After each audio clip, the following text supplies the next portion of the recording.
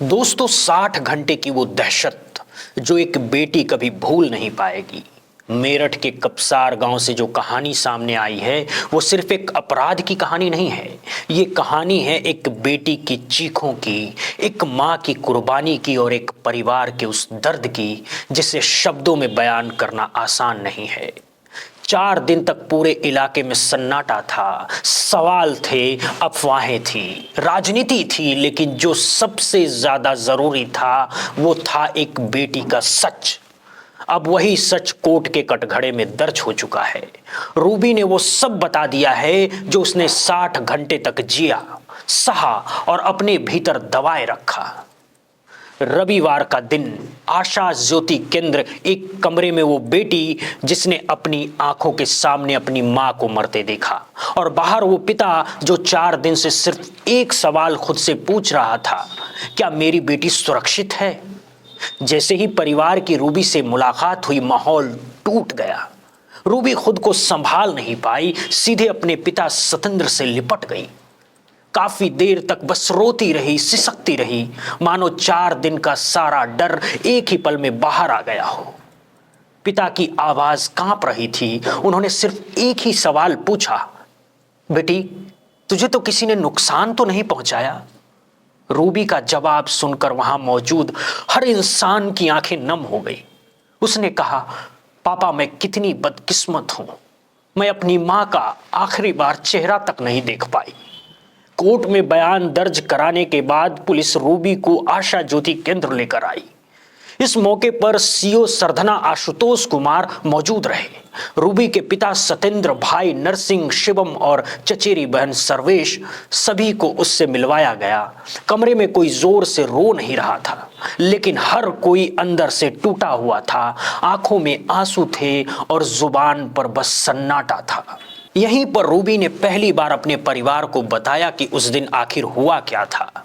Ruby ने बताया, मैं अपनी 2 सहेलियों के साथ गन्ना छीलने पापा के पास जा रही थी।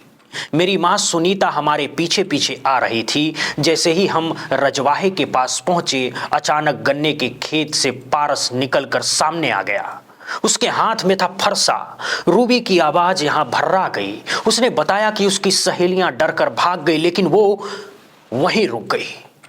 पारस ने मेरा हाथ पकड़ लिया, मुझे जबरन खींचने लगा। मेरी मां ने उसका विरोध किया। मां चिल्लाई और तभी उसने गुस्से में फरसे से उन पर वार कर दिया। रूबी ने बताया, मैं हाथ जोड़कर गिड़गिड़ाती रही, तड़पती रही। मैंने उससे कहा, मत मारो, छोड़ दो, लेकिन वो नहीं रुका। मां जमीन पर गिर गई, उसकी आवाज वहीं थम गई। ये कहते कहते रूबी फूट फूट कर रो पड़ी। उसके बाद वो मुझे घसीटते हुए गन्ने के खेत में ले गया। रूबी ने बताया कि वो किसी तरह छूटकर रजवाहे में गिर गई, लेकिन पारस भी पीछे पीछे कूद पड़ा। उसने तमंचा निकाला, कहा, जैसे तेरी मां को मारा है वैसे ही तेरे पिता और तेरे भाइयों को भी मार दूंगा। मेरी आवाज गले में अटक गई। मैं डर के मारे कुछ बोल नहीं पा रही थी। करीब 1.5 घंटे तक वो ठेके के पीछे गन्ने के खेत में बैठी रही। चारों तरफ सन्नाटा था और उसके सामने मौत की धमकी। रूबी ने बताया कि डर और सदमे की हालत में वो उसके साथ चलने को मजबूर थी। गंग नहर की पटरी तक वहां पारस ने तमंचा दिखाकर एक ट्रेन रुकवाई। पहले खतौली, फिर दिल्ली, और चादर में तमंचा छिपा छिपा कर बार बार मुझे दिखाता रहा। इसी वजह से मैं ट्रेन में या स्टेशन पर शोर न मचा सकी। दिल्ली पहुंचने के बाद भी चैन नहीं मिला। फिर वही ट्रेन और वापस हथौली। रूबी ने बताया कि पारस उसे हरिद्वार ले जाने की योजना बना रहा था। वो लगातार जगह बदल रहा था, अधिकतम समय रेलवे स्टेशनों पर ही। जब रूबी ने घर पर बात करने की जिद की तो पारस ने एक परिचित से फोन लिया, किसी डॉक्टर से बात कराई। यहीं से पुलिस तक सूचना पहुंच गई। कुछ ही देर बाद दोनों पकड़ लिए गए। रूबी के भाई नरसिंह ने बताया, मेरी बहन ने कोर्ट में बिना डरे सब कुछ बताया है। उसने कहा, मैं मर जाऊंगी लेकिन झूठ नहीं बोलूंगी। कोर्ट में रूबी ने साफ कहा है, पारस ने उसका अपहरण किया, विरोध करने पर मां की फरसे से हत्या की, तमंचे के बल पर उसे बंधक बनाकर रखा। उसने ये भी बताया कि घटना के वक्त पारस अकेला था। उसके पास फरसा, तमंचा दोनों साथ में मौजूद थे। सीओ आशुतोष कुमार ने जब पूछा कि हत्या कैसे की गई तो रूबी ने कागज पर फरसे का चित्र बनाकर दिखाया। हालांकि हत्या के बाद फरसा कहां फेंका गया इसकी जानकारी रूबी को नहीं है। अब पुलिस उसके बयान के आधार पर हर एंगल से जांच कर रही है। इस पूरे मामले में सियासी हलचल भी तेज है। नगीना सांसद चंद्रशेखर आजाद पीड़ित दलित परिवार के साथ खड़े नजर आए। उन्होंने आरोप लगाए पुलिस की शुरुआती कार्रवाई पर, सवाल सुरक्षा व्यवस्था की नाकामी, पीड़ित परिवार के न्याय और मुआवजे की मांग। उनका कहना है कि यह सिर्फ एक अपराध नहीं है बल्कि सिस्टम की परीक्षा है। आज रूबी सुरक्षित है, आरोपी जेल में है। जांच जारी है लेकिन सवाल अब भी जिंदा है। क्या एक मां की कुर्बानी को पूरा न्याय मिलेगा? क्या एक बेटी अपने दर्द से कभी बाहर आ पाएगी? और क्या सिस्टम अगली रूबी को बचा पाएगा? कपसार कांड सिर्फ एक खबर नहीं है, ये एक चेतावनी है, एक आईना है जिसमें हमें खुद को देखना होगा। इस पूरी घटना पर चंद्रशेखर आजाद की निगाहें पूरी तरह से टिकी हुई है। पहले सुनिए वो इस पूरे मामले को लेकर क्या कह रहे हैं।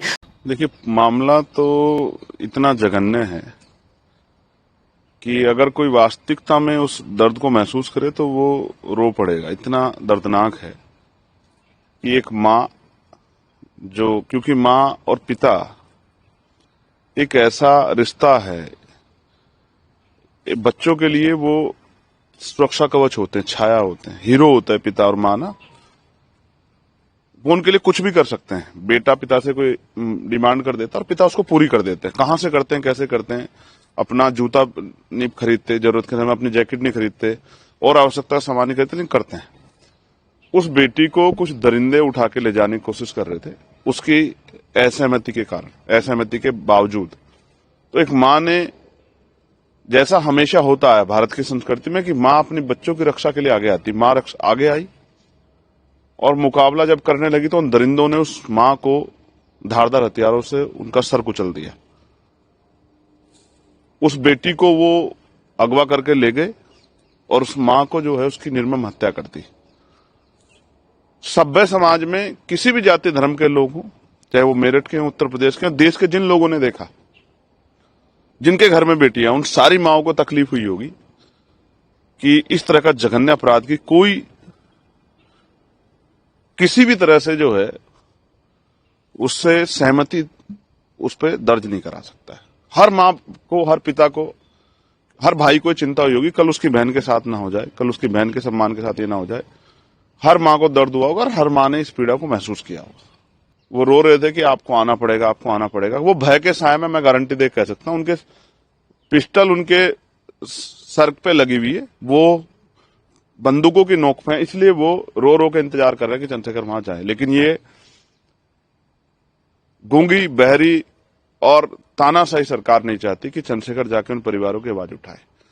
मैंने कल फेसबुक लाइव के माध्यम से मांग की थी कि मुझे डर है, क्योंकि जिस तरह के हमारे सूत्रों से पता लगा कि बेटी गुंडों के पास ही थी, अपराधियों के पास ही थी, तो मुझे डर है कि उस बेटी से जबरन उसको डरा के उसके अपने फेवर में बयान न दिलवा दी जाए। इसलिए मेरी मांग है कि उस बेटी को एक बार परिवार से मिलाया जाए, क्योंकि उस बेटी को नहीं पता क्या क्या हो गया है। उस बेटी की जानकारी में नहीं है, उस बेटी को क्या बीत रही है, वो किस सिचुएशन में, उसको कितना डराया गया है। क्योंकि उसका एक बयान मैंने सुना है कि मेरे परिवार की हत्या का डर दिखाकर कि उनकी हत्या कर दूंगा, ये गुंडा आरोपी मुझे लेके गया है। और एक मेरा जो सबसे बड़ा डर है, जिस तरह के बयान उसके भाई और पिता के हैं, वो गांव उनके लिए सेफ नहीं है।